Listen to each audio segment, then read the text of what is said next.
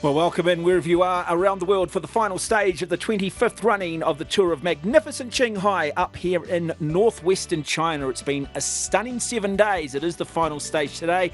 Stage 7 saw the riders ride from Gangsha to Zhihaijian, a total distance of 105.4 kilometres, a stage that was cut slightly short due to the inclement weather at what would have been the highest climb of the Tour at 4,000 metres. Was an opportunity, however, for riders to pick up valuable King of the Mountain points and a number of valuable sprint points as well, with time bonuses up for grabs. Good to see Shishku Roman picking up maximum points of 5 at the top of that climb. It was always an opportunity, though, for the likes of Hanoch Mulubran to try and see if he could pull back some valuable seconds on our overall race leader in this year's Tour, Jonathan Caicedo from the world top Rota Chengdu team. Eric Fagundes of Burgos, a man who finished second back in 2023, always at the front of the peloton. But when it was all said and done, it would come down to a sprint finish, and it would be a remarkable day for the young man out of Mexico, Cesar Macias from Burgos.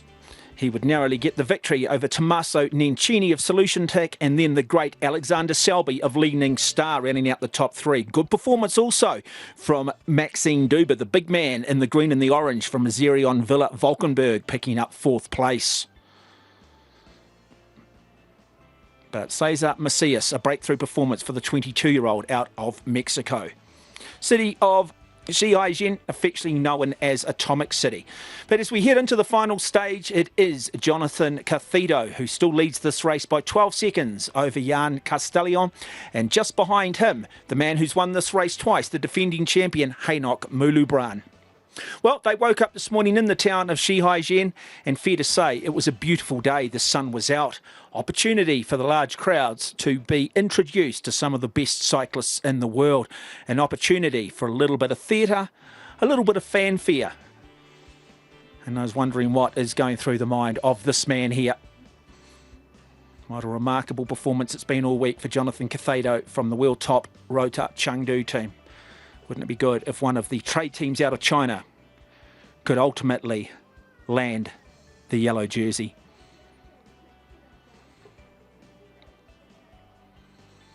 King of the Mountains, well, that still sits on the shoulders of the big German Jonas Rapp from Phoenix Scom. Hengxiang cycling team, 17 points, a narrow margin over Edward Cruz of Bardiani. There he is, Hanoch Mulubran, the two-time champion who will wear the sprinter's green jersey. Can he find a way today to get his 3rd overall victory? Best all-round Asian rider, Saïd of the man from Iran, Saïd Savradeh. Having a look at the temperature, 14 degrees, low humidity, little bit of a head breeze as they get towards the finish, but when you're racing at around 11,000 feet, conditions are idyllic, conditions are almost perfect. Today's stage, see the riders from Zhihaijian to the Qinghai Lake Scenic Area, a total distance of 140.6 kilometres. So a real opportunity for the riders to take in Qinghai Lake. We started with 150 riders in the peloton. As of yesterday, 96 remained. Ceremonial start. Riders started around about 11 o'clock this morning in a neutral zone. They do present it beautifully here at the Tour of Magnificent Qinghai in northwestern China. One of the highest altitude stage races in the world. First part of the stage, well, first 50 kilometres predominantly downhill, expecting speeds to get up to around about 60 kilometres an hour on average. Well, Leaning Star, they'll be hoping today to try and get their man Alexander Selby across the line. He won on stage 1. Can he win the final stage of the Tour? It will require, though, all riders from all teams to be able to negotiate the Ryunshen Mountain, the only real significant climb of the day. Mind you, it is a climb that goes for around about 30 kilometres. As we do have a look officially at the stage map today. So as mentioned, there will be 3 sprint stages up for grabs at 10.5 kilometres, 50.2, 71.4. The King of the Mountain points at 84.8, a Category 3 climb. And then another sprint stage at 98.5 before they do cross the finish line at the Qinghai Lake Scenic Area. They will take in some of the most magnificent scenery, including the largest salt lake in China, which is 4,300 square kilometres. And now we will bring in the live pictures. And so there is a small break that has gone up the road from the main peloton, is our understanding at the moment, but the peloton is on the charge. William Heffernan, one of the Australians, went up early. It was Astana who were on the front chasing the initial break. And that is just reinforcing the battle for that King of the Mountains jersey, the polka dot jersey, Jonas Rupp. And then obviously just the 2 points separating the likes of Christian Rodriguez and Santiago Cruz Martinez in terms of ultimately standing on the highest step of the podium in the final presentations later on this afternoon. So as mentioned, they're riding around about 10.5 to 11,000 feet, so just over 3,000 metres, up to 3,300 metres. And one big long line, which suggests the paying train is well and truly underway, and that in fact the peloton, Astana driving it, and there is Mulu Brand, the defending champion in the sprinters jersey, sitting second wheel. He's well supported in the peloton with his Astana team. Still got Christian Rodriguez there, Anton Kouzman, the brilliant Darren Van Beckham, who's arguably and probably been the most aggressive rider of the day, and also Pierre-Henri Basset. Li Ning Star, well, they'll be just hoping they can survive to the top of the climb and look to try and set the sprint up for Alexander Selby. Maybe the team that is buzzing the most in the peloton is the Burgos boys. What a performance yesterday from young Cesar Macias, the Mexican rider. His first professional race win, just 22 years of age. Had finished second in the Pan American Continental Championships in that road race earlier in the year. As we now just drop to the back of the peloton. One of the riders there from Li Ning Star, which is a sports brand in this part of the world, almost the equivalent of a Nike and Adidas, starting to get a real global presence as well. So number 185 is Yang Kang, the only rider from the People's Republic of China in the Li Ning Star team for this particular race. He is a 21-year-old, just a youngster, finished 8th at the National Championships of China in the individual time trial earlier in the year. So he's an athlete who certainly knows how to hold a good solid tempo for a long period of time. As our breakaway rider is about to come back to the main peloton. And then do we start to see some more attacks. So up this gnarly climb, the Ryu Ishan mountain, really started at about the 50-kilometre mark. And so in total distance, around about a 40-kilometre climb in all, just a steady, solid tempo being set. Not a particularly steep climb, but it is the altitude deprivation, it's the oxygen deprivation which has the greatest impact on these riders. And you can just see the peloton just starting to come apart at the back a little bit, which will be interesting to see which one of the big players, which one of the big sprinters can survive. The pure sprinters, not really known as being climbers. So 22 trade teams in all started this race a week ago on the Saturday in the downtown city of Xining, the capital of the Qinghai province. Just the one World Tour team, Astana, 8 pro teams and 13 continental tour teams. Kofidis here, Euskaltel Ustadi, the likes of Caja Rural, who do have a team riding in this year's Tour de France, as we just have a look at this pace and tempo being set up the front by Astana. And it is very much rider number 5 again, Darren Van Beckham, who is just putting everybody in the hurt box at the moment. And this was the sprint earlier today.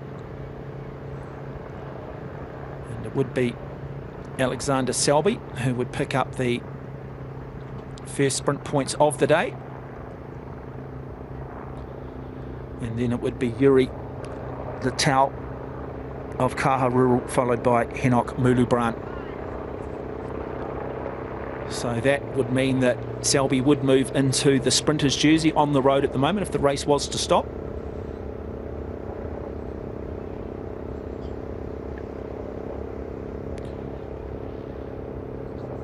And then we go back to the second of the sprint stages at 50 kilometres, and that pretty much went the same way. Alexander Selby, Yuri Lateo and Henok Mulubran.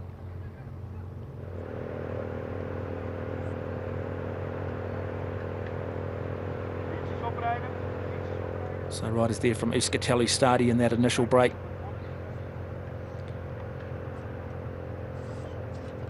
Picking up those points on the third sprint of the day. That's 71.4 kilometres.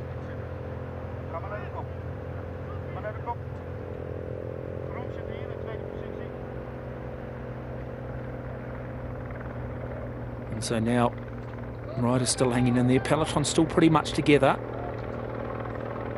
So those were the official results from that third sprint stage. Just the one more before the finish line to come.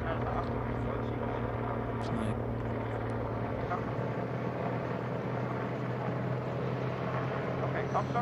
you can just see Henok Mulubran there, but sitting right on their wheel. There's Jonathan Cathito, the Colombian. Wouldn't he love to get the win? He's been aggressive. He's taken his opportunities. Astana have done everything to try and win this race, and it just hasn't quite come off for them. And Cathito has probably benefited out of it, but as we do just take in this magnificent region up here in Qinghai. Yellow flower there, of course, is rapeseed, used for canola oil. So the Qinghai region sits in the northeastern edge of the Tibetan Plateau. It's often called the roof of the world. Most of the province line above 3,000 metres.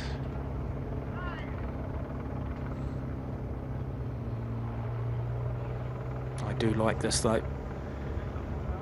Kofidis just sitting there as well, and that will be one of the greats in this year's field, and Emmanuel Buchmann, man who finished fourth in the Tour de France back in 2019. Question is though, which of the sprinters are still in this bunch? Who will ultimately look to try and win this stage if in fact we do have a run through to the finish with one big large peloton?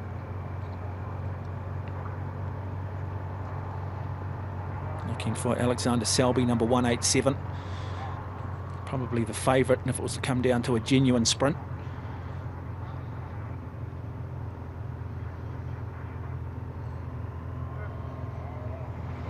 Those Buddhist prayer flags that are very prominent around this region in China. And there he is, 187 Alexander Selby. So he is in trouble at the moment.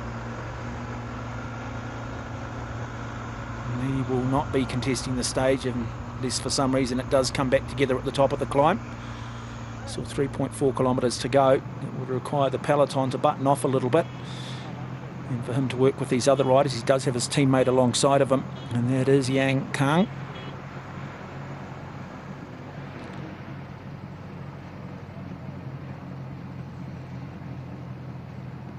Now just starting to see a few little splits in that peloton. Still 3.2 kilometres to go. The riders will know that if they can just hang in there, it's then going to be pretty much a flat run through to the finish line. Now, just look at the little gaps starting to open up. Got to just try and hold that wheel. Use that drag coefficient of those riders in front of you. You've got to have a head like granite, though. You've got to be tough. You've got to be tenacious. We've got a man from Bardiani on the front, driving the pain train. Two from Astana. And then our King of the Mountains leader. And that is Jonas Rupp, the big German. We know he can climb, riding for the Phoenix Scome Hexiang cycling team. Had a really good tour, has Jonas Rupp. Picked up a very impressive stage victory the other day, did the big German.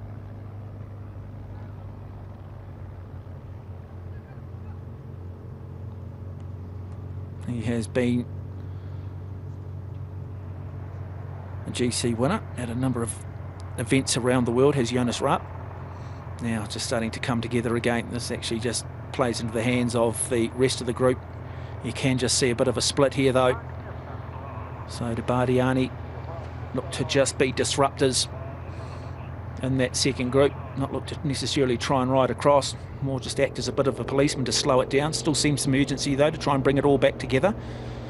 But 3 riders now from Bardiani, the likes of Luca Cavilli, Edward Cruz, Marco Manenti, another very, very good bike rider, Alex Talio.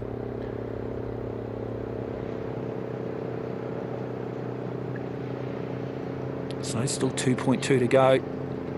Hanoch Mulu-Brant, man from Eritrea there in the green jersey. What a bike rider he is. Very, very comfortable with his head above the clouds. Now just a little bit of an attack looking to go to. This'll hurt. This'll hurt a lot, particularly at this altitude.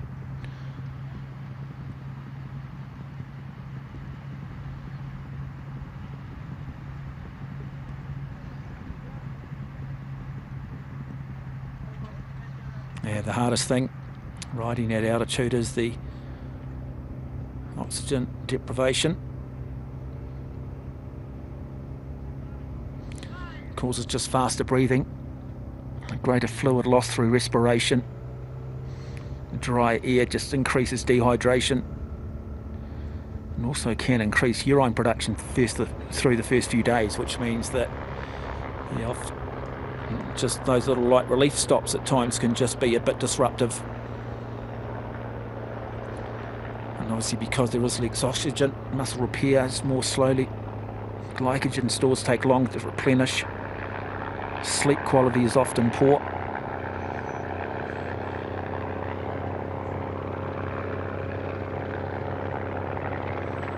But still, it comes together. Still good critical mass in this group. Try and get a list of those riders. Another one of the riders from Bardiani looking to try and attack, trying to pick up these valuable King of the Mountain points. Wrap the big German in the King of the Mountains jerseys, having nothing to do with it. And then immediately the boys from Astana, including Hanoch Mulu-Brant, immediately jump onto the wheel, and sitting right back on the wheel of Hanoch Mulu-Brant is the man who currently leads this bike race, Jonathan Cathado, there in the yellow jersey. So just covering everything from arguably his greatest threat. He'll know that if he can just get to the top of the climb here, it's going to be very difficult for him to lose that yellow jersey.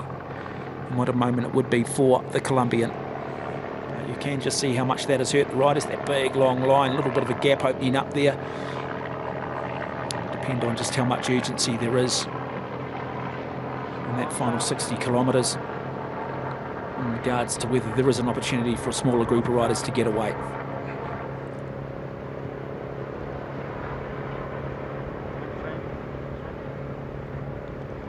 Absolutely beautiful roads in this part of northwestern China. Magnificent engineering.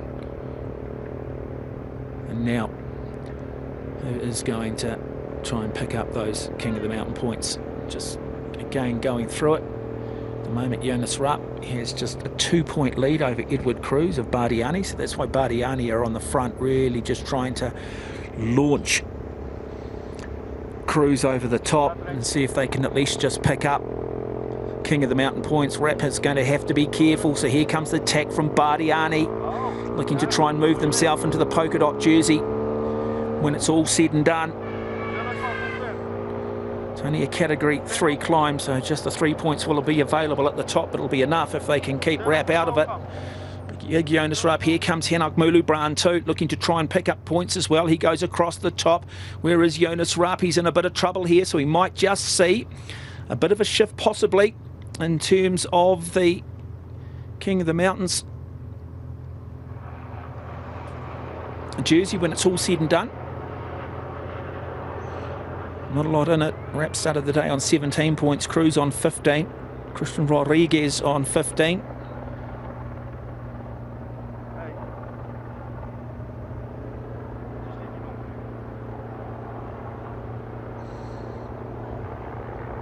Jonathan Cathado there, they can talk all they want about him. This is a professional bike race, and now so Astana looking to just try and keep this going now. So these three looking to try and just break clear. I tell you what, it'd be very effective if they could stay away, because it would give them the 1-2 punch. It would just mean that Mulu-Brant could potentially attack Cruz. My apologies, could potentially attack Cathado here. So Jonathan Cathado there in the yellow jersey as we just have another look at it.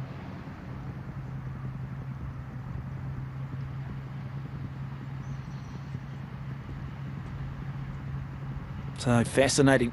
Calculators are coming out all the time, folks. Really pleasing there. Haynock Mulu-Brant. Absolutely delighted.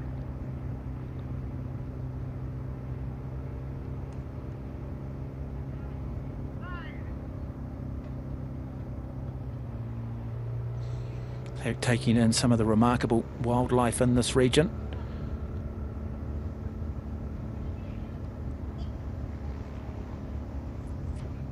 A lot of yak, as we now start to see a few riders looking to try and get up the road into a break, see if they can now possibly get away, try and go on and win the stage. This might even be the group at the back. No, it's still the front group, so just another little climb here, another little undulation.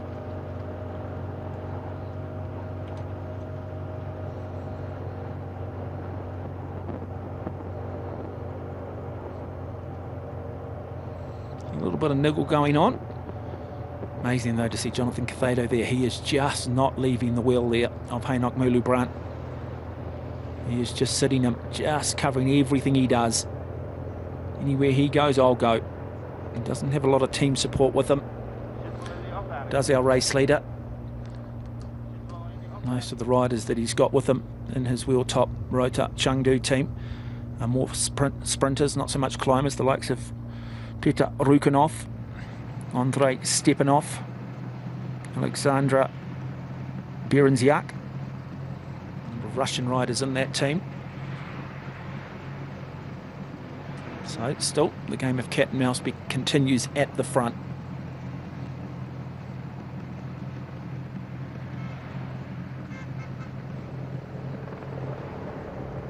Alexander Selby going back and having a look at our stage winners.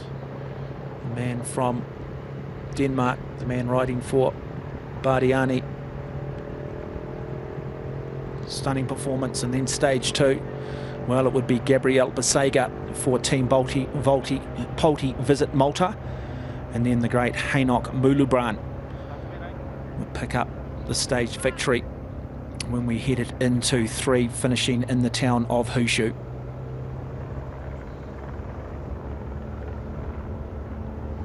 And then arguably one of the most courageous performances of the day would see Santiago Umba win stage 4, but it would also launch Jan Castellion into the yellow jersey, who would finish second in that stage.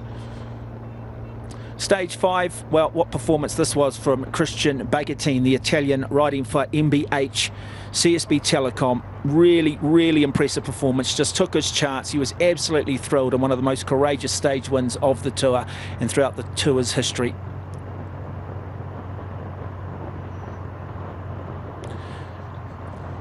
There would be no official stage for stage 6, as it was cancelled due to poor weather. Stage 7 though, and what a breakthrough win it would be for young Cesar Macias, the young Mexican, narrowly over Tommaso Nencini and again Alexander Selby.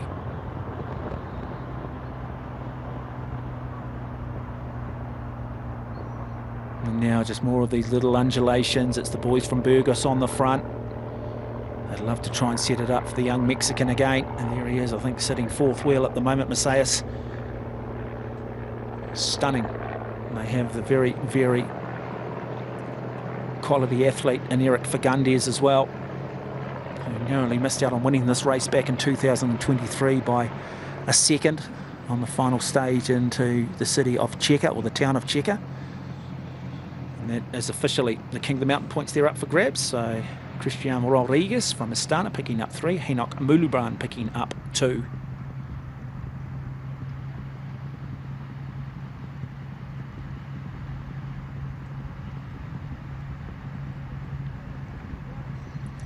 A lot of the wildlife up here. It is very much an area where they do put a lot of emphasis on the environment. You've got the Bird Island, which is one of Asia's most important breeding sites for migratory birds, attracting species from right across Central Asia each summer. You've got the snow leopards, which inhabit the mountains of Qinghai. Other iconic wildlife includes the wild yak, Tibetan antelope, the Tibetan gazelle, wolves, brown bears, and Eurasian lynx. As we just drop back and have a look at Peter Rukanov, whose teammate is in yellow, so he will be the job of the domestique, and looking to ride it up and continue to fuel Jonathan Cathado, who is just absolutely covering the wheel of Hanoch Mulubran.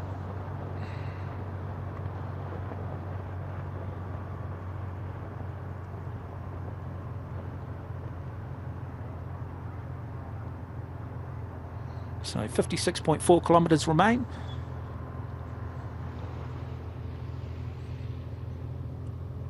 And when they do start to come back around Lake Qinghai itself, there is a little bit of a headwind, which might just play a little bit of havoc. It has dropped off a bit. I think potentially even a few crosswinds. So if we do start to see the riders go into that snake echelon formation, we know there will be some crosswinds.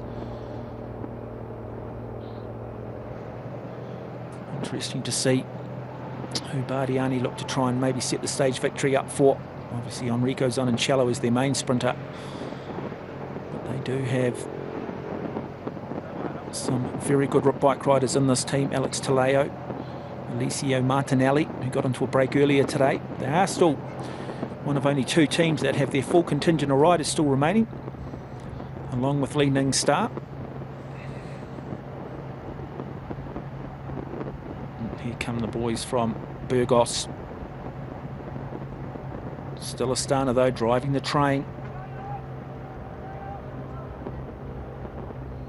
See just how big that group is.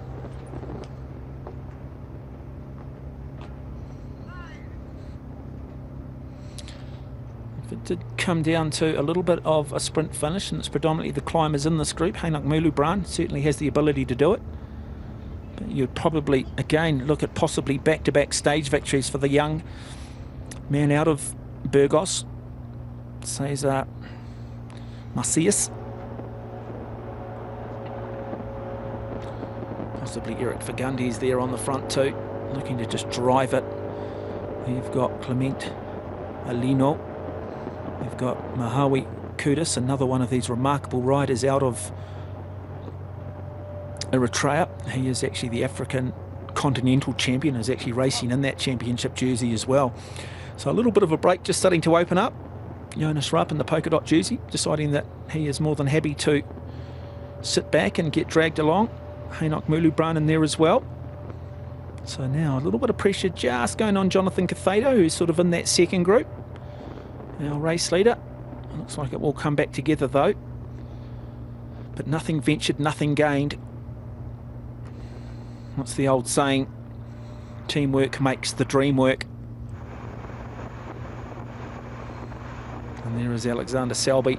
He certainly won't be in contention today. That is number 187, sitting back there too in the Caja Rural colours is Ica Villar, another one of the Spanish riders, number 135, alongside of them, out of the Rougai Insurance Windspace team. There's another one of our riders out of Mongolia, Marel Batmank.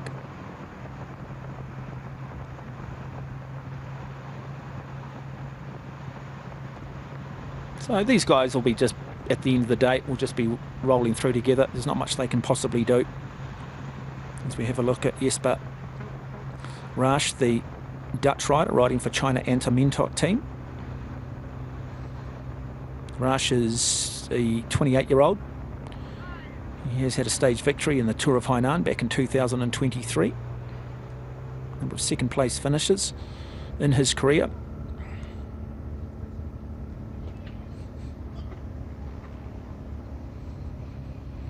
Oh, beautiful in the background, isn't it? So you get an idea of some of those mountains in the background. They're sitting at about, what, 11,000 feet. And so some of those mountains in the background considerably higher. As mentioned, you've got to be comfortable with your head above the clouds in this particular bike tour. And to take the finish line, we're at 3,233 metres above sea level.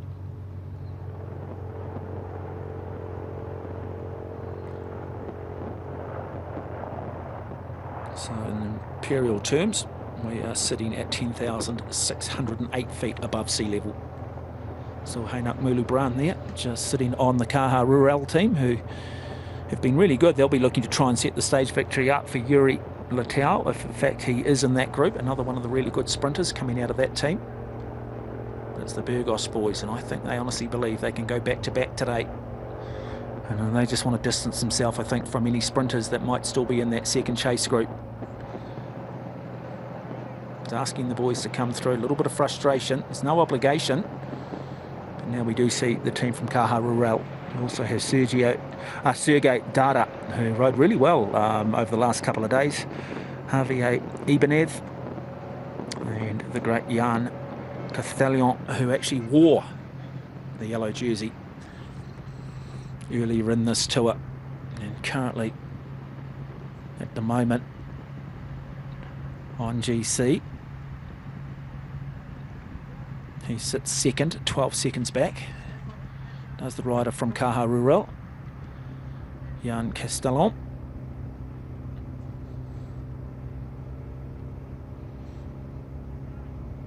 Just sitting there, you see the white jersey with the yellow stripe across it. You might have seen it briefly there. That is Merhawi Kudus riding for Burgos.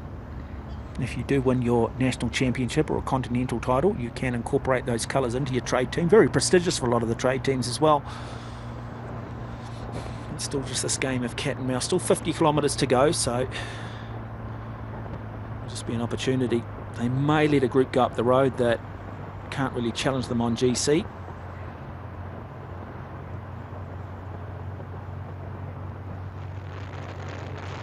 So let's see if we can pick up possibly number 31 and see if someone like Yuri Latau from Kaha Rural is in that group. He might be back here. If he's back here, he'll certainly make it another opportunity. So number 35 is there. No, that is Zika Villa, as mentioned. Also just riding up there from the Azerian Villa Valkenburg team. We've got number 95, and that is Lucas Vries. Another one of the Dutch riders, a predominantly Dutch team. Just the one Belgian rider this year in that team, Mathis Avance. And shortly they will be starting to come into view of the magnificent Qinghai Lake, a saltwater lake. Saline solution in it, not quite as high as what you get in the ocean, but still significant.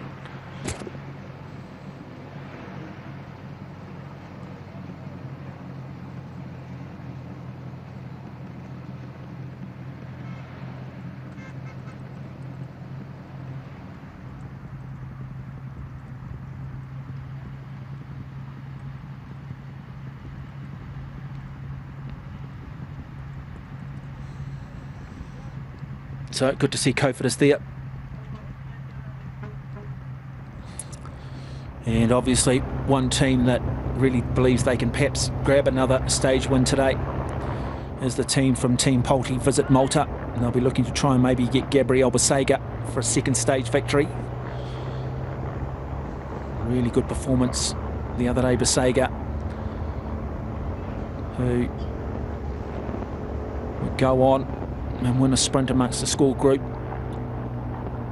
And that was the stage 2 between Huang Wan and Minuan. He'd narrowly get the victory over Marco Manenti of Bardiani. And Roman Shishku would pick up 3rd place from Li Ning Star that day as well. So maybe it is Shishku for Li Ning Star that might challenge today's stage. If the pure sprinters are not there, keep an eye too on Marco Manenti from Bardiani and Gabriel Basega from Team Polti Visit Malta.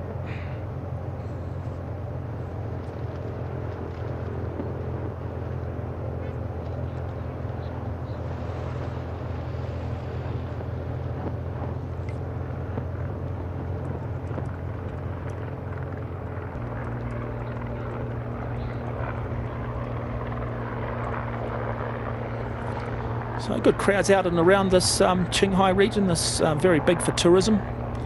The lake up here, very nomadic lifestyle once you get up onto the plateau itself and get up onto some of the grasslands.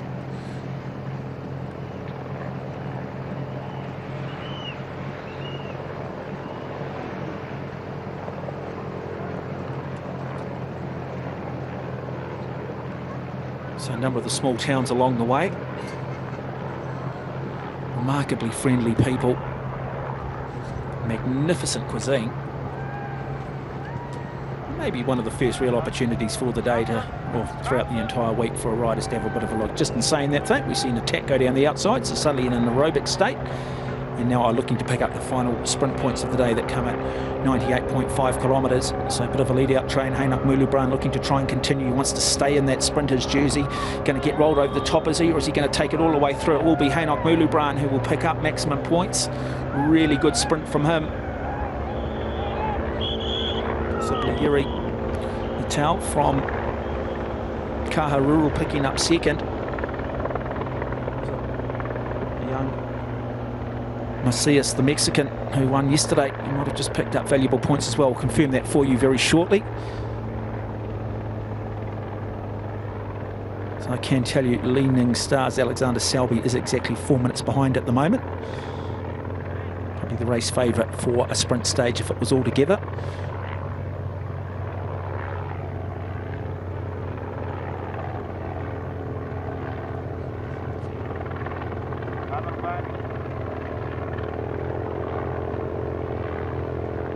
So more riders now looking to attack.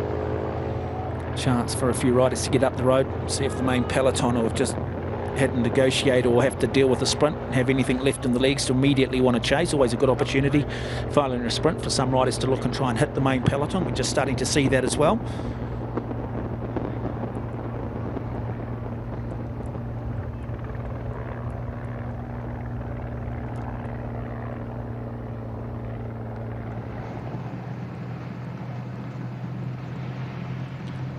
Just gives us a little bit of a replay there, just the power that Hainak Mulubran does have. Very good climber, very good sprinter, just an outstanding all-round bike rider.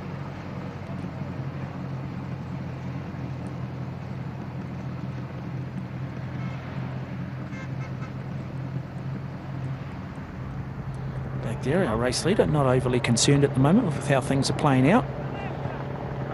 Boys from Bardiani, Kaharuru there as well.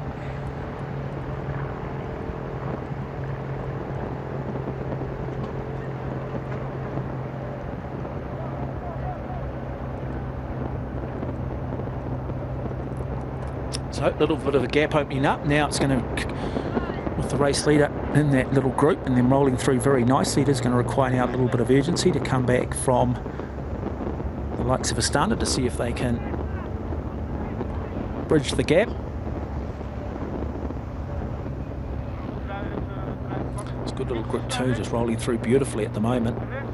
Let's just have a look at where that peloton is as we just pull back. The artiste, the Belgian artiste known as Sebastian Vervan, the cameraman up there, bringing you these magnificent images. A man who's got plenty of experience covering bike races and world rally events right around the world. There's a world-class crew on the motorbikes covering it as well. ISB, broadcasting company out of Spain, in conjunction with Evertop and CCTV here in China. Now the Astana boys look to go. Kaharuru looking to cover across, and the Jonas Rapp, the big German in the King of the Mountains jersey. I wonder whether he might know that perhaps he's lost that jersey today. He's having to have a bit of a bike change by the looks of it. So a little bit of a mechanical for Jonas Rapp. Or is that his day done? Let's have a look. Might just be his day done.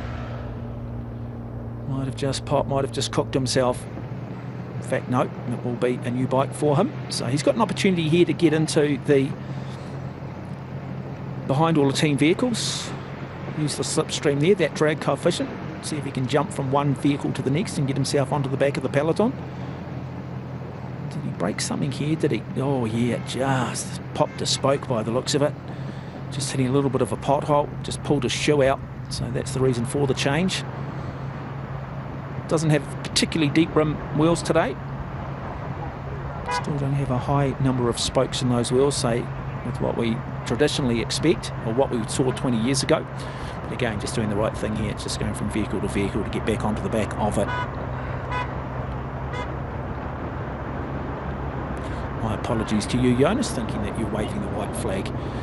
I should have realised, seeing what you've done in the last 3 days, mate. You are a remarkable athlete with a head like granite and an absolute warrior, my friend. never know though, sometimes, you know, the immune system's down come sort of 7 or 8 days into these races. Doesn't take much. You wake up not feeling particularly well. And now look at this group starting to go. Looking to try and extend that lead. In that yellow jersey. Got a good group of riders around him. He's got young Castellon was also there though, so he needed to go because Castellon is the man who sits behind him on GC, so he had to cover him, and he's done a good job. He's required a lot of concentration. There's Jonathan Cathito.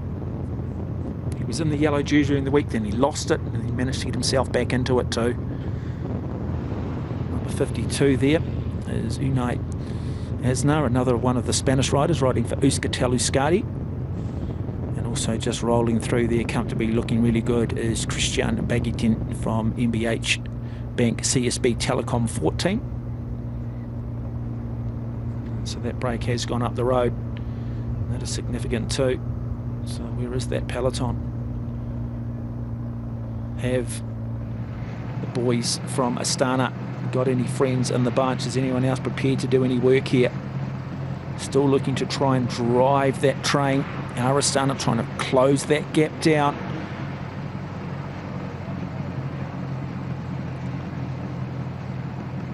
Still looks like Christian Rodriguez there for Astana. 136, just sitting on the back, enjoying his ride as a bit of a passenger. And why not too, as Carter Beetle's one of the young Australian riders.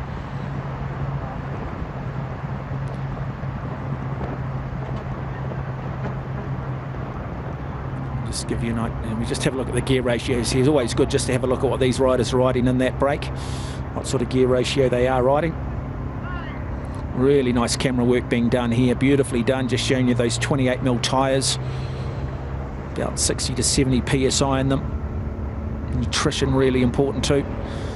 They'll know how many calories they burn in an hour under extreme intensity. They would have done a lot of work in that area, so it'll be automatic in terms of making sure they just keep fueling the body. It's not a sport you ever want to get hungry in, because if you are starting to get hungry and you don't eat, you'll start to hear Billy Joel's Piano Man playing in your ear. Before you know it, the piano will land on your back, and about 5 minutes later you get the whole damn orchestra and you will be in a world of trouble. A good little break, working really well together. This might be significant. This could make anybody's race in regards to winning the sprint. Now, where is the urgency in the peloton? What teams are on the front? What teams are trying to chase this down? Where are the boys from Li Ning Star? So they can see the group up the road, but it's a good number of riders. Really effective when you've got 7 riders in a break and they're all buying into it. So pedal cadence there, most optimal pedal cadence, around about 95 revolutions per minute on a nice flat road surface. Every rider will be slightly different. Some will ride above 100 revolutions per minute, others will be sort of more around 90, even 85 at times, leaning on slightly bigger gears. Still looks composed though, doesn't he? He's got a man there supporting him, does Jonathan Cathado. He's got one of his teammates in that break, which is really important for him, and it is number 205. And so that's outstanding riding from Andrei Stepanov, the Russian. And there he is, 205, 202, 162. Alexander Konchev is there as well. Christian Baguetin already has won a stage, so he is having a stunning tour. He's a guy too, I just wonder if we get closer to the finish line, where we will see maybe Christian Baguetin look to try and go again. He's just such a big, powerful bike rider.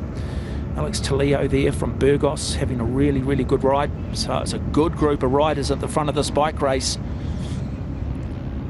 And I tell you what I like about what we're seeing here, and I think it is 8 riders, not 7, is that if we do get a little bit of a headwind, I don't think there'll be too much hesitation. Everybody's going to know they're all going to need to share the front. We're in a bigger group at the peloton. Teams are going, no, I'm not facing the wind, I'm allergic to the wind.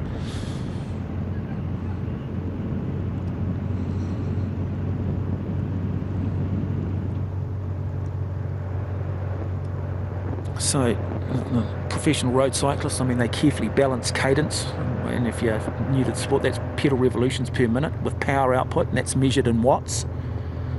And they do that to maximise efficiency and, well, I guess primarily to minimise fatigue. So in a flat terrain, riders in the peloton typically, as mentioned, probably pedal between 85 and 100 revolutions per minute. While, you know, I guess the elite climbers often maintain 80 to 95, particularly on the long ascents. During high-speed sprints, cadence can exceed 120 revolutions per minute. And the world's best sprinters spinning those pedals at 130 to 140 revolutions per minute. I encourage you to go and sit on an indoor bike and just see how quick that is. In terms of power, riders cruising in the bunch, well, they're probably only sitting at 180 to 250 watts. On sustained climbs, general classification contenders often average 380 to 450 watts for 20 to 40 minutes. While the very best, they're generally up around 6 to 7 watts per kilogram of body weight. Sprint specialists, well, they're capable of producing incredible peak power outputs, anywhere up to 1,500 to 2,000. As we see another one of the riders just having to get a quick mechanical. A little bit harder these days with the disc brakes in terms of just changing wheels. Gone are the days of the rubber ring brakes, but a nice change coming from our rider, number 99 in this year's tour. And that is, in fact, is it 90? No, in fact, yeah, there you go. My apologies, number 66. And that is Lorenzo Mascarelli, riding for MBH Bank CSB Telecom. And again, just using that drag coefficient. Liking this bunch, though. Alex Talio in there as well. The Italian for Bardiani. Not really a sprinter. Finished 6th on GC at this race last year, 8th on GC at the Tour of Slovenia earlier in the year, so he's got some form. Wonder what is going through the minds here of the likes of Heinok Mulubrand. Watching his race well and truly go up the road. I think he's probably more interested in maybe going away with the stage victory, seeing if he can still maintain his sprinter's jersey and possibly the king of the mountain points. We'll have to confirm that all at the end. But he has been superb, Jonathan Caicedo, the man from Colombia.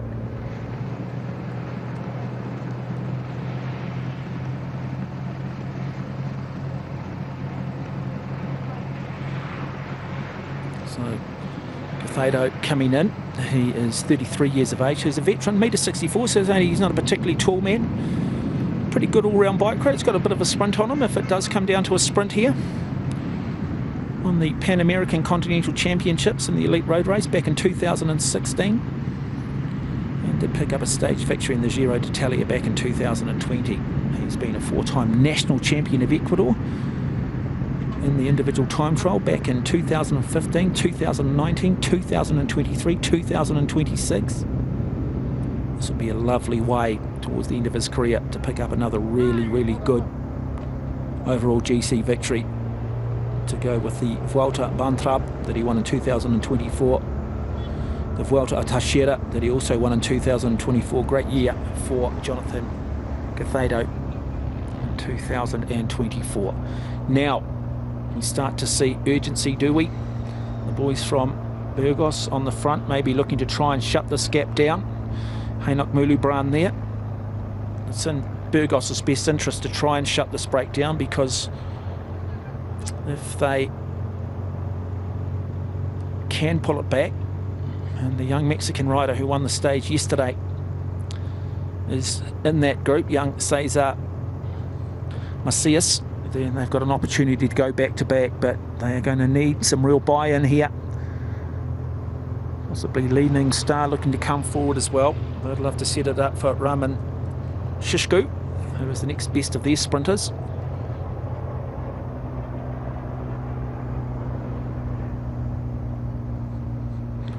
But still 37.4 kilometres to go. Just having a look so far at the average speed. The average speed today has been 45.7 kilometres an hour.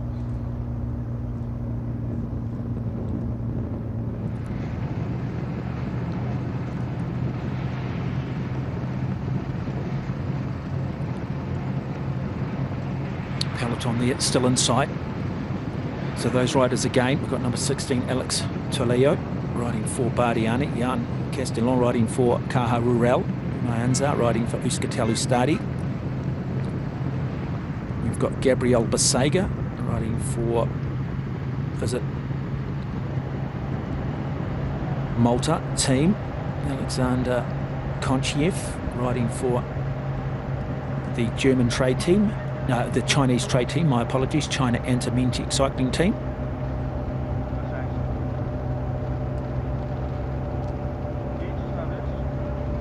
Man sitting on the front there, we saw it was Christian Bagatin, and he is riding for MBH Bank CSB Telecom 4. Really nice looking outfits.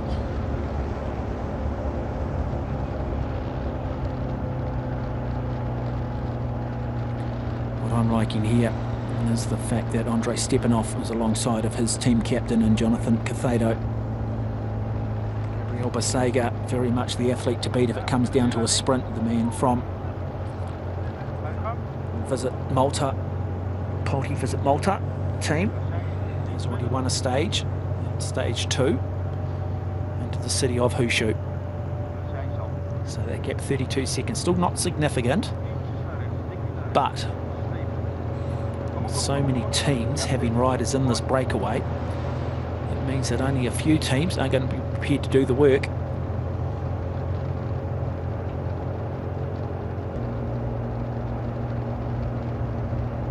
So 6 teams represented in this break.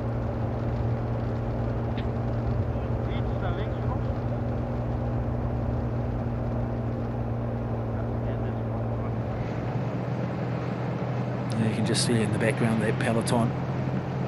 They're absolutely just trying to chuck it down here. Good performance here from Alex Toledo from Bardiani.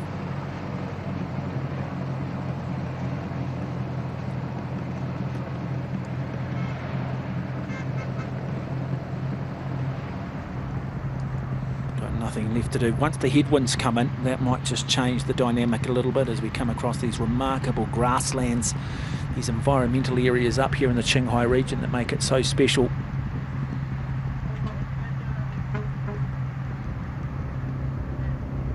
As mentioned, some significant wildlife, a lot of bird sanctuaries.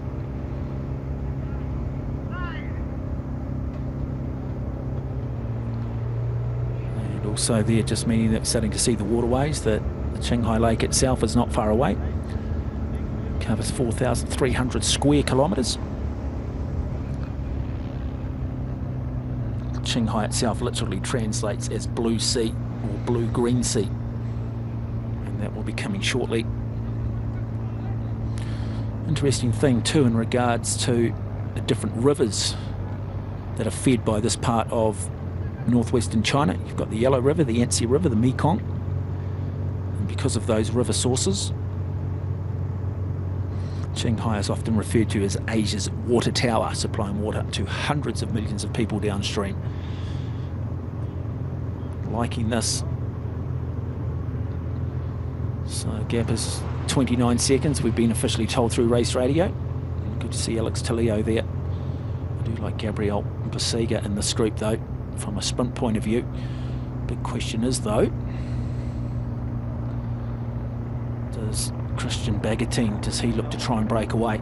He's already won a stage. Remarkable individual performance that day after some very tough climbing.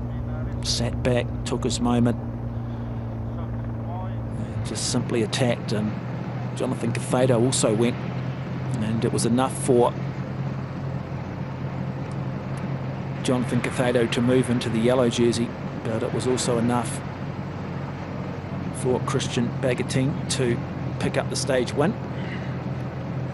Now Heinok Mulibrand is trying to do this on his own, the two-time champion in the green jersey, and try and take it across the road. Has a rider from Caja Rural there, has a rider from Li Ning Star. Kofidis there, represented at the front, but is there buy-in? Is there a group of riders and teams who are prepared to do the work? Take this up to 50, 60 kilometres an hour and see if they can shut it down. A really interesting dynamic. I say this every stage, but particularly when you get critical mass in the peloton, and you see it 6 or 7 wide on the road. Those riders at the back are pushing the riders at the front. The riders at the front are pulling at the riders at the back. But even just sitting there, 20 to 30% drag coefficient, and then you just have your turn on the front, put yourself on the hurt box for a little bit, then just drop back, get on a wheel, recover, come back, do it again. And they'll be under team instructions. But just 33 kilometres remain of this year's tour of magnificent Qinghai, the 25th edition. Great American Tom Danielson winning the first race back in 2002.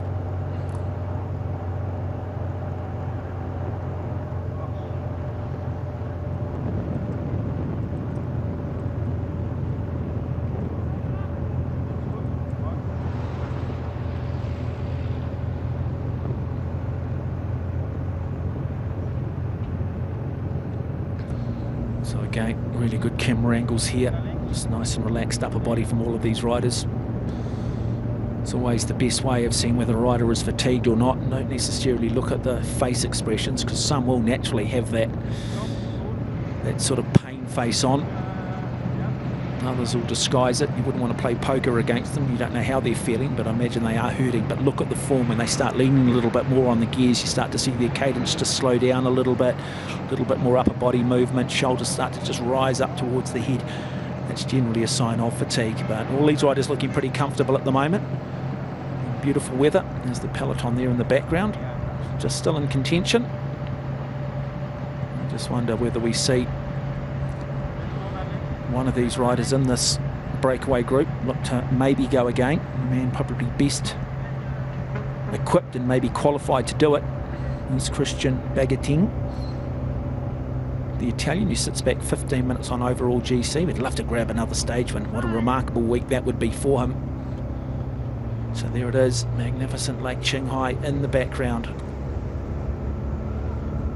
4,300 square kilometres.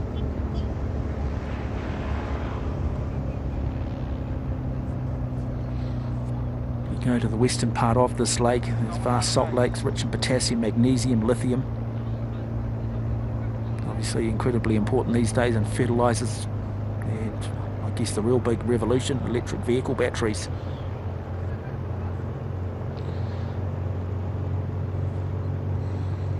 Yeah, just an inland ocean. Is the Qinghai Lake Naked Carp, and there are a number of little areas you can go to and see these fish almost like salmon going up against the currents.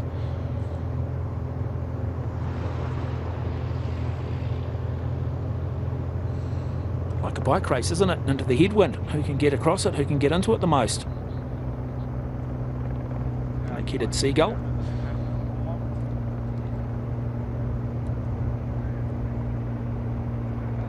Want a few of those in your peloton, would you? In terms of the courage they are showing trying to get up against that current.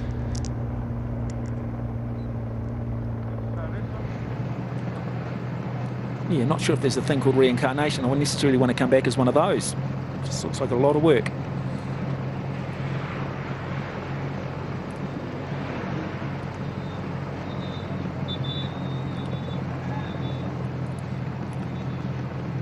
So just going through another little technical area here. They'll need to be mindful of it. The peloton, they'll not want to hesitate. They'll need to have plenty of communication. Don't want to hit one of those concrete barriers on the way through. That is just the nature. Any event in the world, whether it be the Tour de France, you often get those roundabouts that they've all got to try and sort of get through.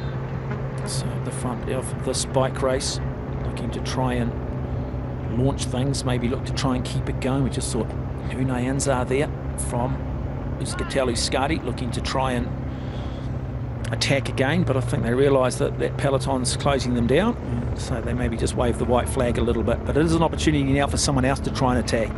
So peloton pulls this group back and then someone else goes. That's when everybody thinks it's a bit of an opportunity to have a little bit of a break.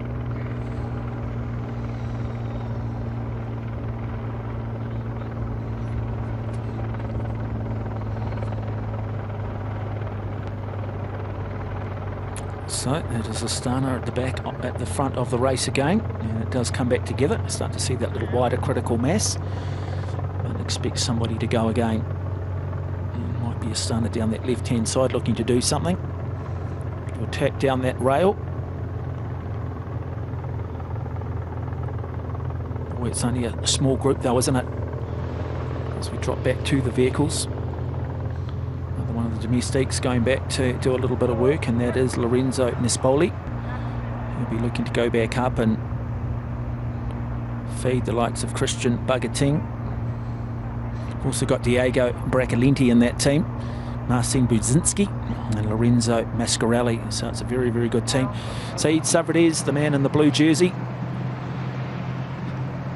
He is a veteran, Saeed Savradez. Great couple of riders actually out of Iran in this year's race. He's a two-time winner of Iran. He's won 6 stages in the Tour of Iran previously. He's a 4-time national champion in the time trial, 3-time national championship in the men's race for his country. Finished second on GC at the Tour of Iran back in 2022. As we pull back and just have a look at some of the yellow fields and the rapeseed in the background and these wonderful hills that play host to so much wildlife, yak particularly, sheep, goats, a lot of horses as well. A very nomadic lifestyle. Now the boys from Burgos, I like what they're doing here. I like what Burgos are doing. John Dam, one of their team leaders in the car, Australian, doing a good job in terms of travelling with this team, and I wonder if they're looking to try and set it up again for Cesar Macias, the young Mexican. Eric Fagundes as well, good lead out man. Kofidis sitting there as well in that 3rd or 4th wheel. They've still got Alexis Reynard in this race, Emmanuel Bookman, Sylvain Monacat, Nicolas Debo-Marché, number 46, riding for Kofidis. Debo-Marché, well, he's a 28-year-old. Not a bad sprinter either.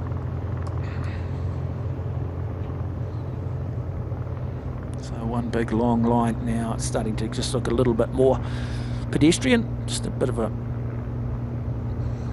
just tourists looking out there, taking a few photos, taking it all in. It's been a very, very tough 8 days for these riders, going to extraordinary altitudes, and the weather hasn't been necessarily at its best this year, and we in fact saw stage 6 get cancelled due to the extreme conditions at the top of the climbs, which, you know, we're going up around that 4,000 metres, up around 12,500 feet.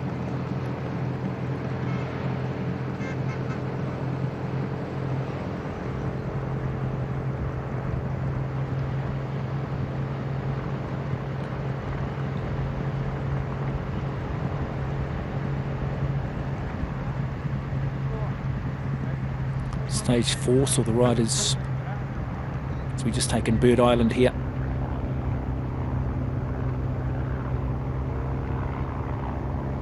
As mentioned, it's one of Asia's most important breeding sites for migratory birds, attracting species from across Central Asia each summer.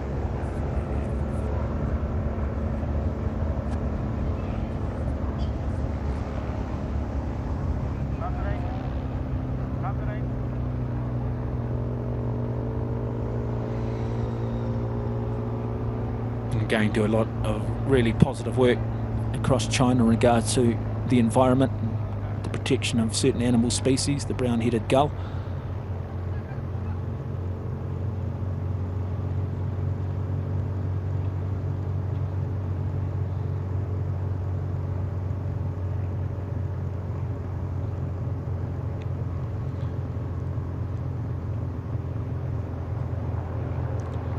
And so big Jonas Rapp. No surprise, had to have a wheel change earlier. It looked like he popped or broke a couple of spokes. Got back on, recovered. Now he's just gone back onto the front of the pain train. He wants to be the conductor. Looking over his shoulder, says to the boys, "Are you hungry?" Says, "You look hungry. I'm about to feed you just a little bit of hurt, boys. Hope you've got a big appetite."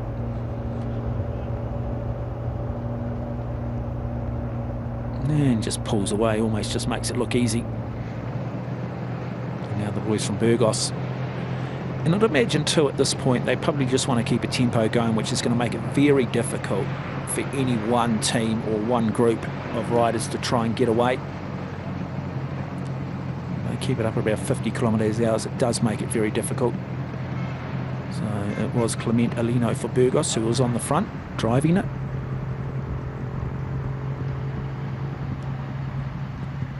So this man here, 26 kilometres away from winning Tour of Magnificent Qinghai, the 25th edition, Jonathan Cathado. See if we can pick up who the rider is from Cofidis there on the front. Happy to be part of it. In fact, it is another Burgos rider, is it? No. Yes, it is. It is the Burgos rider still on the front, Alino Clement.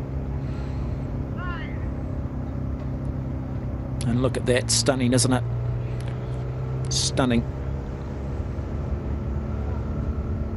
So Gabriel Basega, Marco Manenti, Roman Shishku, 3 athletes in this group who potentially could win the stage break on their sprinting ability, along with Hainok Mulubran from Astana.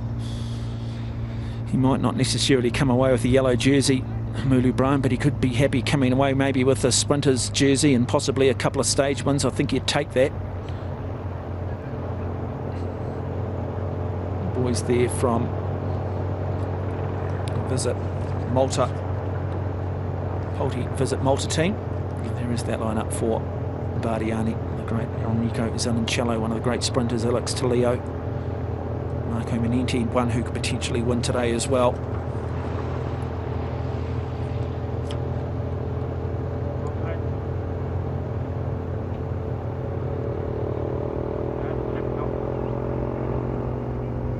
Another little attack going, and immediately Hainok Mulubran looks to try and jump onto the wheel. Let's see where the urgency comes from, see if they can shut that down. The responsibility falls on the shoulders of the team with the yellow jersey, the Wheeltop Rota Chengdu team. The likes of Andrei Stepanov, the likes of Alexander Bereziak, Peter Rukanov.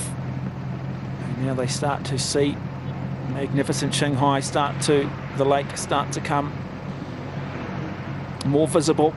But that's when that little headwind starts to just pick up as well. And that headwind could also, depending on the angle of the road, be a little bit of a crosswind, which could cause just a little bit of carnage. Jumping back there, having a look at the Euskatelli Stardy boys, just sitting on the back, number 52 and number 53. That is Unai Anza, who got into the break earlier. Mikel Vizcarra. And now, the man from Burgos, the African Continental Champion. Another one of these remarkable athletes coming out of Eritrea. That is Muhawi Kudus. Won that African Continental Championship back in 2025. Won the Tour of Rwanda overall on GC. So 3-stage victories in that. And he is 32 years of age.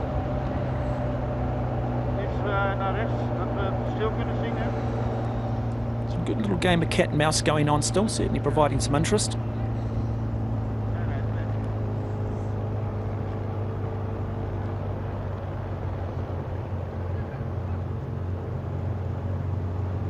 Christian Bagatine winning that stage in that group, going into Gongja, and then obviously Gabriel Basega, another one of the Italians, riding for Caja Rural, winning in fact the Visit Malta team, won the stage 2 into Menuan. And now Big Jonas Rapp deciding to have yet a go, another crack. Now which of the riders is on his wheel? In fact it is Kudus, man from Burgos, who has a look over his shoulder and says, yep, why not have a crack? Why not see if I can do what I do? Benny Gourmet and the likes of Hainok Mulubran tend to get a lot of the coverage, but why not another rider out of Eritrea? Let me introduce myself to the wider cycling public.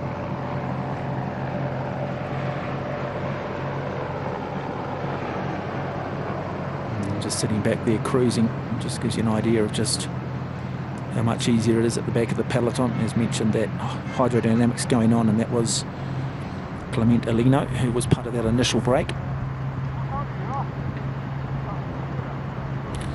Number 61 and 64 for MBH Bank CSB Telecom is Christian Bagatine there. He'll be one that certainly will be looking to potentially put himself into the sprint.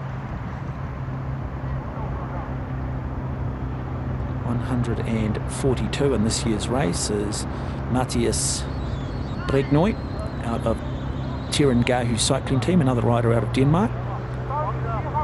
Just going through the competitors per country in this year's 25th edition. We've got 26 riders out of China who started, 19 out of Italy, 17 out of Spain, 12 out of Australia, 10 out of the Netherlands, 9 out of France. Mongolia have strong representation with 5, Denmark with 4, New Zealand just with the 3 riders. Other countries are represented, the likes of Belarus, Cyprus, Latvia, Kazakhstan.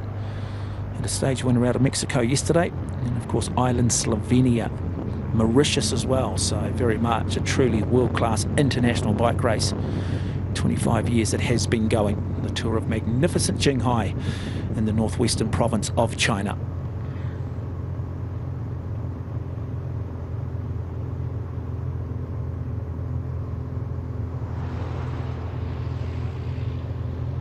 So we've got the boys from Burgos there, just covering at the moment. Happy to let their man go up the road, so we'll come back to the boys from Bardiani.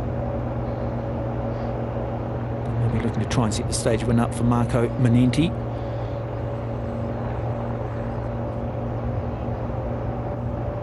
So 21.4k to go. Now this is where it starts to go very, very quickly indeed.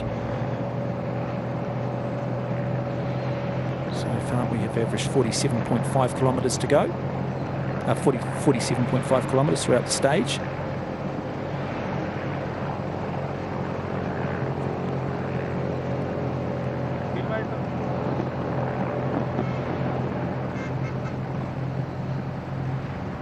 There'll be a lot of relief at the end of this tour. It is one of the toughest stage races in the world due to the altitude. It's not a tour for the faint-hearted. I think was started with 150 riders in stage 1 yesterday. Down to 96, so a pretty big dropout rate, a number of crashes, but also just the altitude really affecting riders in different ways. Not everybody does it as comfortably as others. Some don't necessarily notice it as much. No real time to acclimatise. We do have a number of major bike races in this part of the world, the Tour of Hainan, and of course final World Tour event of the year in October.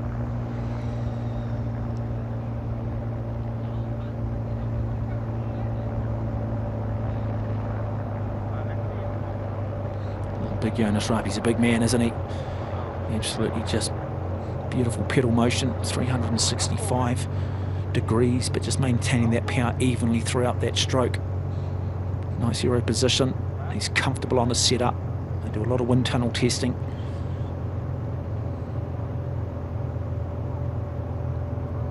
Tour of Guangxi later in the year. That's in the southern part of China. That is also equally stunning. That's where you see a lot of the karst mountains and water and very warm climate, sea level most of it. So you talk the Tour of Guangxi, you start to think of a lot of the advertising that you might see in travel agencies around the world promoting China with those mountains that almost look like salt and pepper shakers, with water surrounding them. Stunning, stunning part of the world as well. It really is a wonderful country.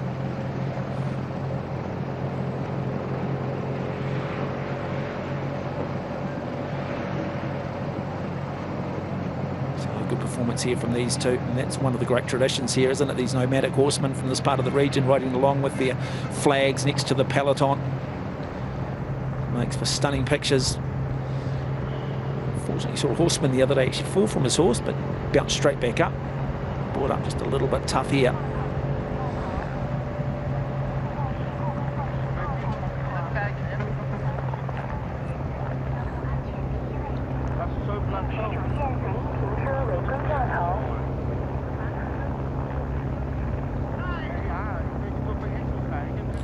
Just going, yeah, great to see. You wonder what their VO2 max has been brought up at this altitude. Probably have really high levels of hematocrit, ability to carry oxygen that would just be naturally produced, the EPO. Just going back here and having a look at the roll of honour that Jonas Raab in that polka dot jersey, the likes of Tom Danielson, Darryl Impey, South Africans won this race. Has won the King of the Mountains jersey in the past. Olympia winning it back in 2003. A number of Chinese riders have worn that jersey. Back in 2021, Zhang Zhizhan. 2022, it was Yuan Zhanyue. John Aguirre won this King of the Mountains jersey back in 2025.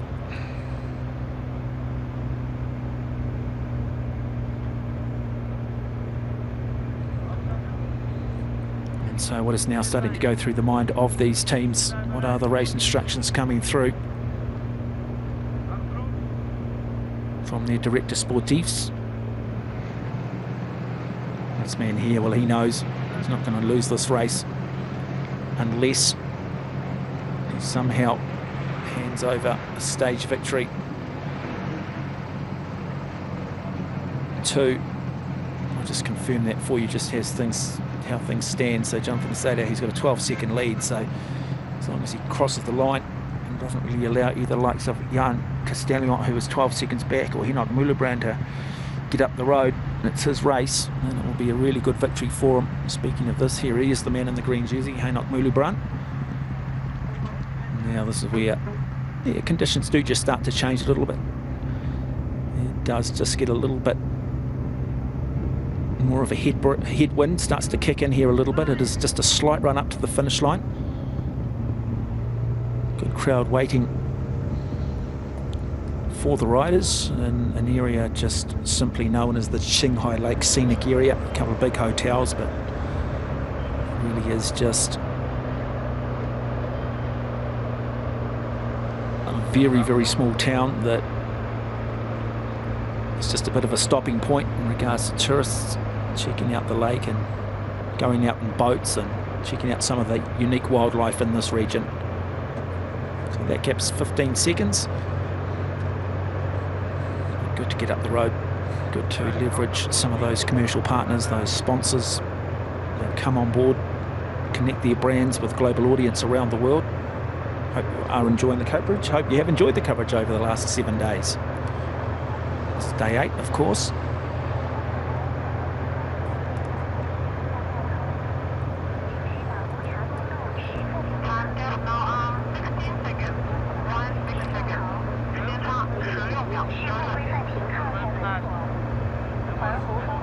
So we know Alexander Selby is not in this group. Probably the pre-race favourite, probably the #1 sprinter in this year's tour. The question still though, when it comes to Kaharurul, is Yuri Latau in this group? Will it be a back-to-back stage victories for Cesar Macias out of Mexico? Or will we see the likes of Gabriel Basega from Polta Visit Multi-Team, Marco Manetti from Bardiani, or Roman Shishkut from Li Ning Star?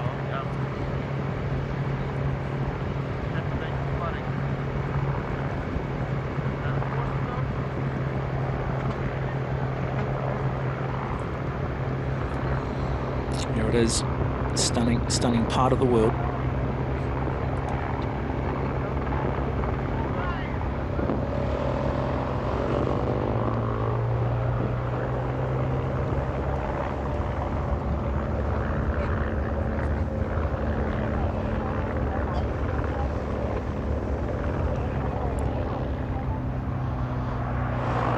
Be really good victory for Jonathan Cathado and his Chengdu trade team, Chinese trade team here, winning one of the big races in the People's Republic of China.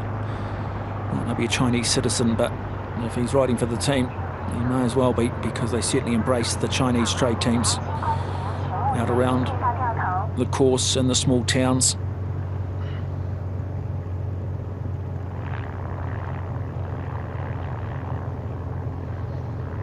Yeah, again, it's hard to believe. You think you're on the coast here, but you're sitting at 10,500 feet. The actual percentage of oxygen in the air remains the same at 21% at this level. What makes it hard is the air pressure drop, so each breath contains fewer oxygen molecules.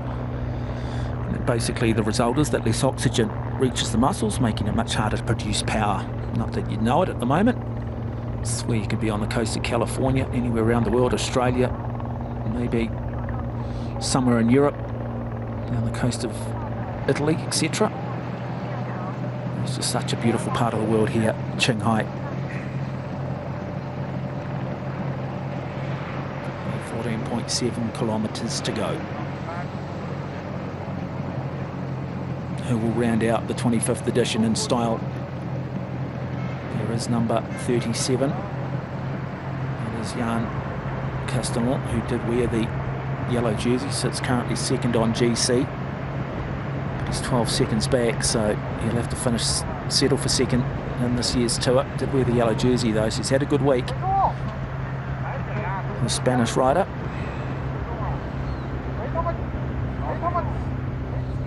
But it is still Big Yona's route. Look at him.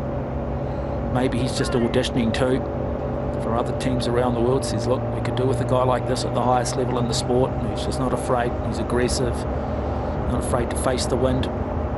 Curtis, our man from Bardiani, just happy to sit second there. He's not sure he can do too much at the moment.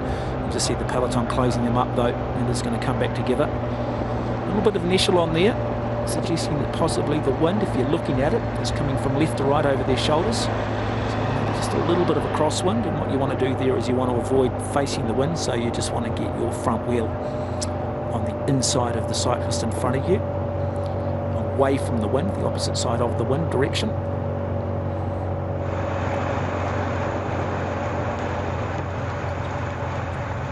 Just going back and talked a little earlier about the roll of honour for some of the sprinters, but first time this race was held back in 2002, it was Hendrik van Dijk, a Belgian rider, who would win the sprinters jersey. In recent times, Heinrich Mühlebrand has won it for the last 3 years, 223, 224, 225. Daniel Coley won this green jersey back in 2016.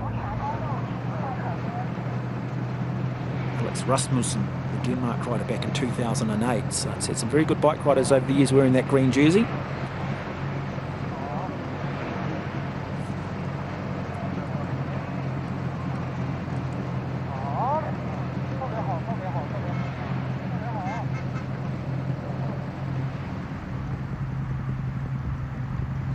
As we do just take in these lush meadows, these plains, play home to so much unique wildlife.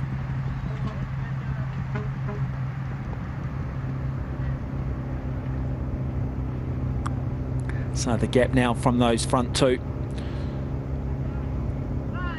is now just 5 seconds, so it is going to come back together, and maybe another opportunity for another group of riders to try and get up. So Mohawi Kudus and Jonas Rapp are about to get swallowed up by the peloton.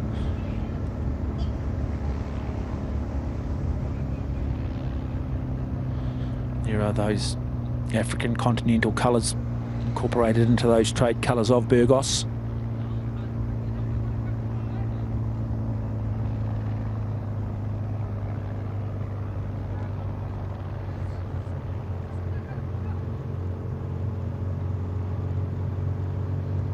Teams on the front doing the work are Bardiani, CSF, Seven Sabre, Cofidis and Burgos.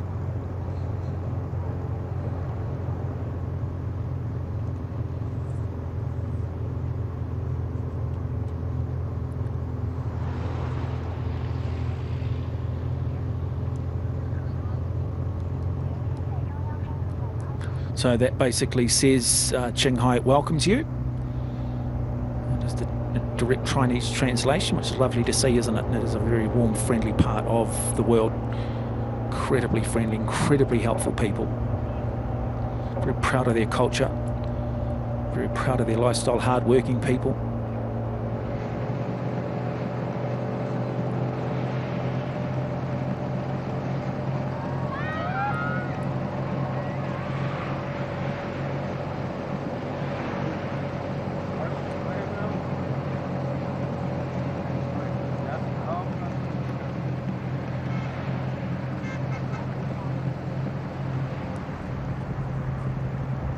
So now it starts to get tactical. A finish line pretty much in that one straight direction. Slight headwind though.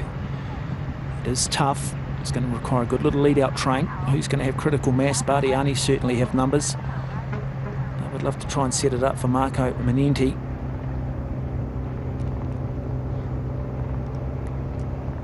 And the Polte Visit Malta team, well, they'd like to try and get another stage victory for Gabriel Basega to go with the victory that he got in stage 2. Possibly even Manuel Penalva, depending on not whether he is in the peloton. So they certainly have two very good sprinters. Manuel Penalva, he won stage 1 in 2025 in the downtown streets of Xining, the capital of the Qinghai province. But it's just a case of whether they are in the peloton or not. It's going to make it very difficult on the finish line to determine who is who. Very difficult yesterday actually in the sprint finish. We had so much rain that a lot of the riders just had jackets on, so we really just had to rely on the photo finish for them to let us know who'd won the race. And it was after a bit of discussion that in fact they did award the race to young Cesar Macias, the Mexican rider, by the smallest of margins.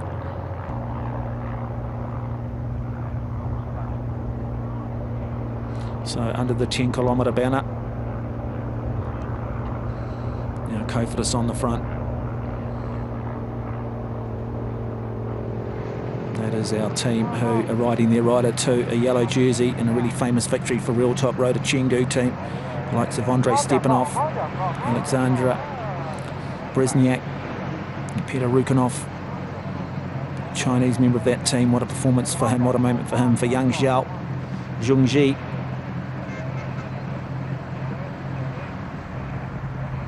To encourage people too, if you are travelling to China, come to this part of the world, but also go and see the city of Chengdu. 20 million people, hosted the World Games last year, which was a stunning event, brilliantly covered. Pictures going right around the world, known for its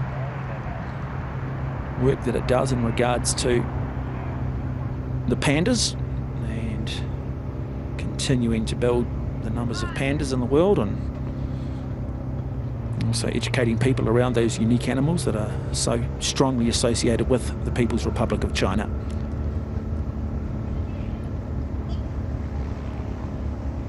So there will be a winner for the overall stage today, but really it'll be about the race winner too, and so it should be.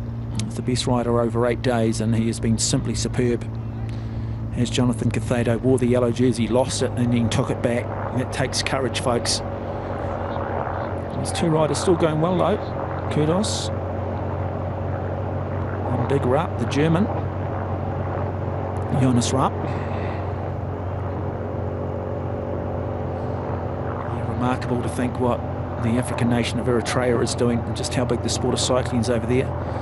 Benny Gourmet, of course, major stage winners in the Tour de France. Yet to get one this year, but doing everything they can to try and get one. And then, of course, Hanak Moulabran and the likes of this man here, and young kids in that part of the world. Yep, football, other sports are an option, but a lot of kids now are saying, hey, I want to be a bike rider.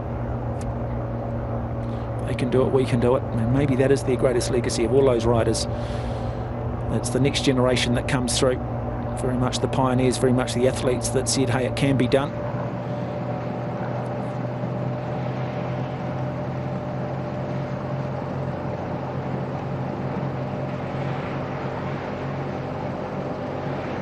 And then background in the writing there in Chinese, it does say magnificent Qinghai Lake, beautiful lake. So they're very proud of this region.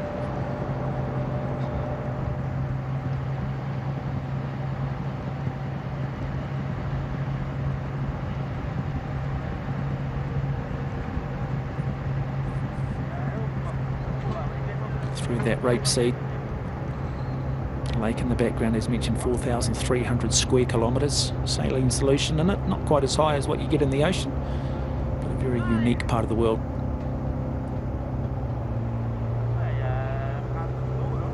And we now start to get into the business end of this bike race. We will have a sprint finish.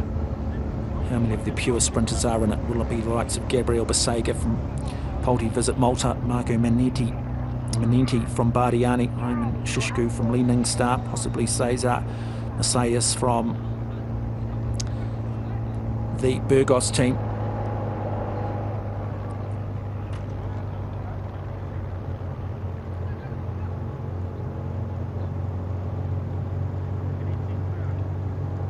So 19 seconds, still a gap officially. Now Yuri Lateo from Caja Rural, potentially another one who could grab this stage. Sergei Dada as well, out of Spain. So 2 riders in that particular team, but it's these boys on the front who are driving it. Love to get another stage victory. Polti Visit Malta.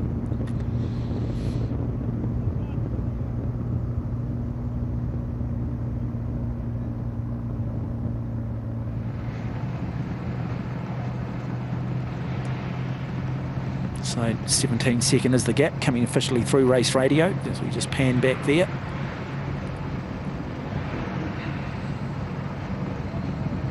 Always good to see that when you drive past it. It's only when we get up into the helicopter there and get the craftsman Sebastian Vervan doing what he does best and bringing us these images, along with a very good group of highly qualified production crew out of CCTV and also out of Evertop. So the lake is very much, that's what it says, that it's considered to be the sapphire of the highlands. That's what that particular writing says, if we were to translate it. And it's very, very apt indeed. So just 11 seconds now as we pull back again and take in this very vast region, just on a scale like you cannot imagine.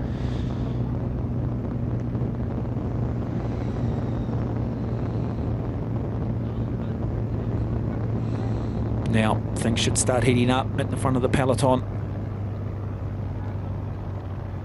Pan around, that is destination finish line up there, that small little village. You can sort of see that, what looks like a large wharf in the distance, a big tourism park. And now it looks like they're just starting to get a little bit more organised. 4.6 kilometres to go. Howie Curtis, the man from Burgos, still on the front, still driving the train.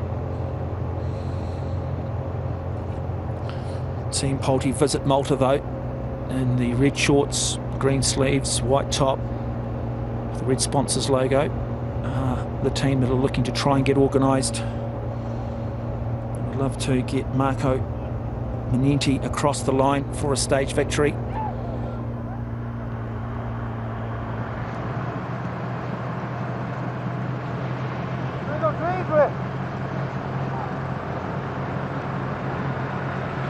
Now, it is Astana, so Christian Rodriguez.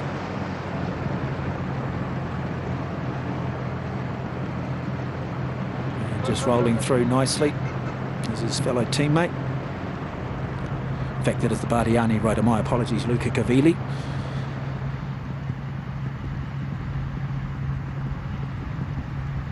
.8 kilometres to go. Now, looking like a couple of riders there from Team Polti Visit Malta looking to try and just attack down that right-hand side, and a couple of riders do get away. Immediately another team jumps straight on their wheel. It might be a rider from Leaning Star there possibly.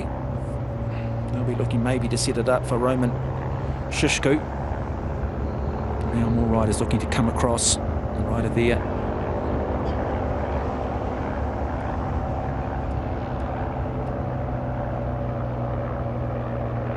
from MBH Bank, CSB Telecom Ford as well. Burgos got their train set to go. Can they launch young Cesar Macias to another stage victory?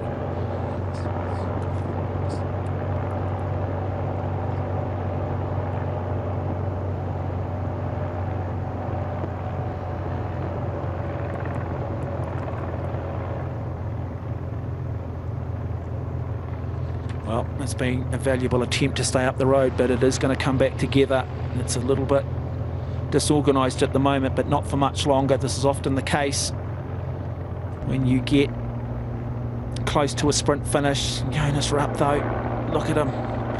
What an absolute machine. Hard as they come. Head like granite. Can't coach it, folks. It's an inherent quality. There's a romance in the suffering You talk to the bike riders, it's about waking up every day and challenging yourself at the highest level.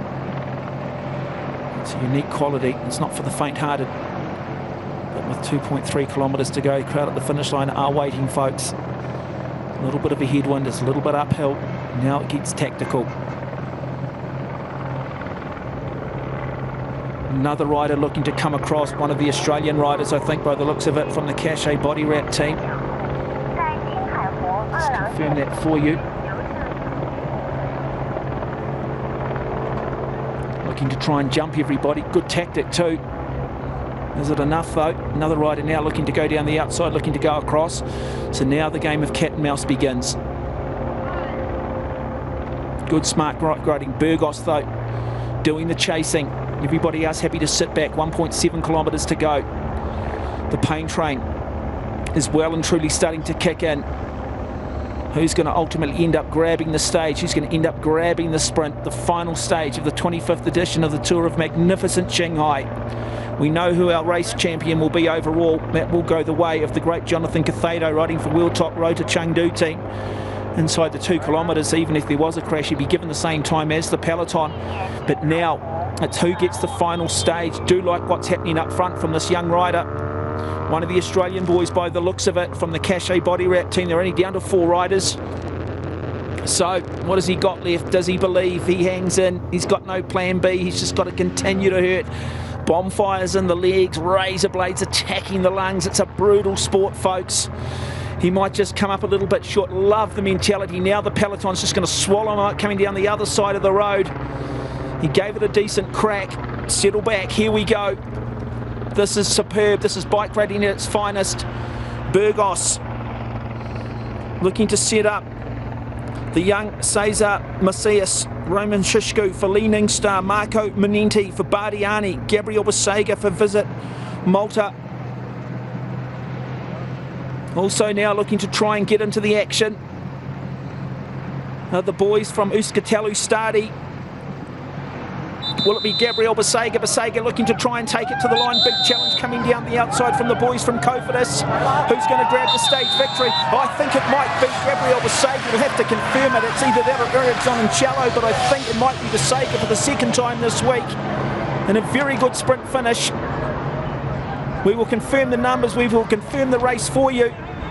It has gone the way of Uri Latau, in fact, their sprinter, so he was in that group. We just weren't sure whether or not the marquee sprinters were there. So Uri Latau, the man from Caja Rural Seguros, picks up that final stage in emphatic fashion. Really good performance from him. He was the quality sprinter in the group. Look what it means to them. But it just simply came down to whether the marquee sprinters were in that group, and Latau gets the job done. Wonderful performance.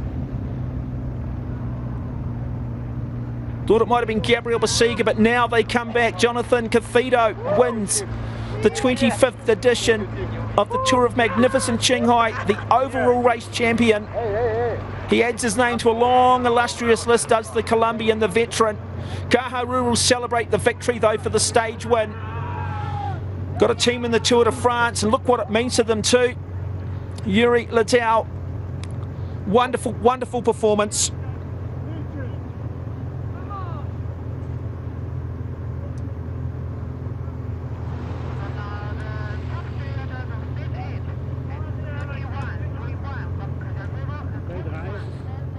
Alex Reynard picking up second place, and number 19.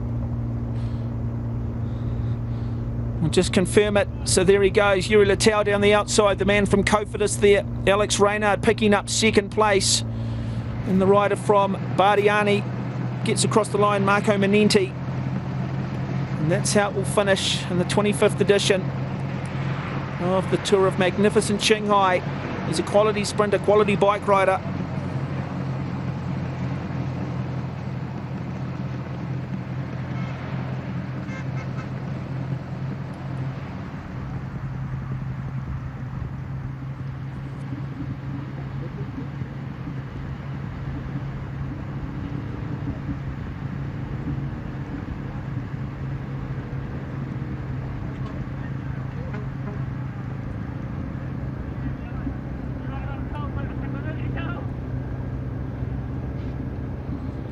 So Yuri Latau takes it for Kaha Rural. Thought there might have been Basega from Visit Malta, but of course it was Kaha Rural. Got the job done. Really good performance from him.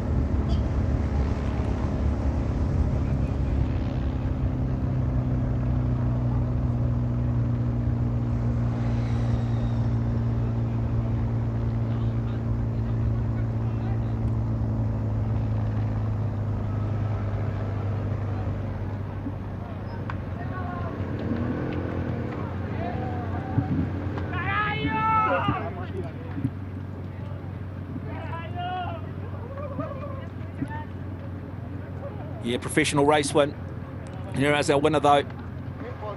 Yes, we will team. Yes, Yellow jersey for him.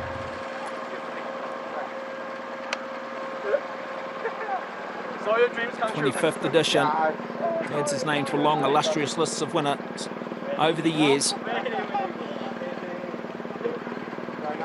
And no one will ever be able to take that away from him. He'll always be a winner of the Tour of Magnificent Qinghai, one of the premier races in the world. I said, guys, you can close it. Because I was thinking that it was gas. No, that is, you told me that is. Yeah, the climb, then I saw it. But climb, no, but you said you can take the QM in the climb. No, because they already picked him. Me, I go, I wait. Grande Chris, I saw this Grande Chris.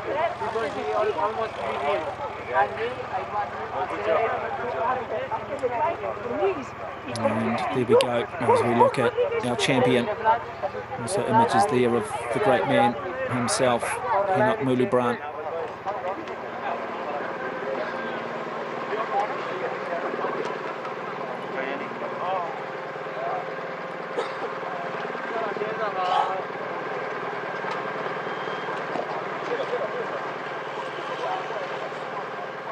So we've taken some of the wonderful images across the magnificent Qinghai Lake.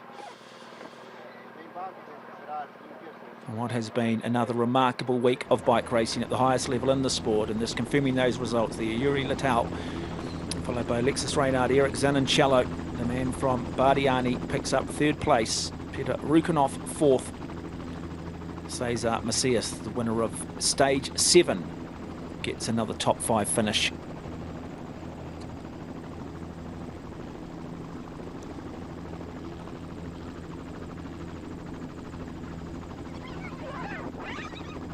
Good to see Simon Pelor, the Swiss rider, finishing there for Leaning Star. Good quality biker, a rider who likes to get himself into a lot of breaks. Diego Bracalenti, the Italian, finishing inside the top 30 as well. Saeed Savradeh, the leading Asian rider, finishing 38th overall. Emmanuel Buchmann, the great Cofidis rider, finishing in 35th place.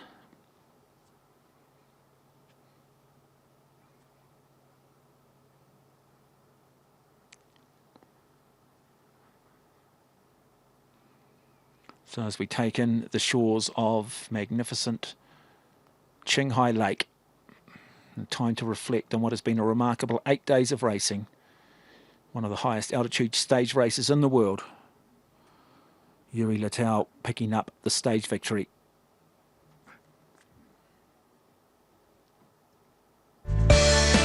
Take in some highlights of stage 8 from the city of Qinghai, the Qinghai Lake Scenic Area. On a memorable day, this Jan, Jonathan Capado would go on and win the 25th edition of the Great Race.